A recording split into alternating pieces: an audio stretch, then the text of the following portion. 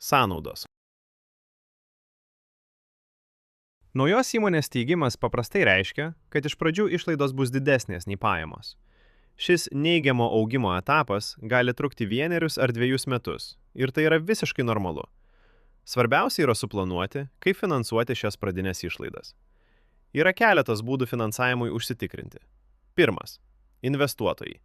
Jie suteikia pinigų mainais už finansinę grąžą, dažniausiai įmonės akcijų forma. Antras – viešieji konkursai. Jei atitinkate tam tikras vietos, regioninės ar net tarptautinės sąlygas, galite kreiptis dėl viešojo ar privačiojo finansavimo gavimo. Trečias – asmeninės santaupos.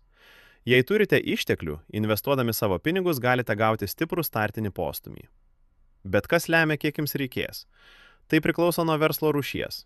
Ar jums reikalingi darbuotojai, fizinė erdvė, mašinos gamybai, šios išlaidos greitai auga. Šias išlaidas vadiname sąnaudomis. Iš esmės tai yra visos išlaidos, dėl kurių pinigai išeina iš įmonės. Pavyzdžiui, gamybos medžiagos, mašinos ar įranga, nuoma ir komunalinės paslaugos. Pavyzdžiui, vanduo ir elektra. Apskaitos paslaugos, rinkodara ir reklama. Interneto svetainė ir internetinės priemonės. Logistikos ir transportavimo paslaugos.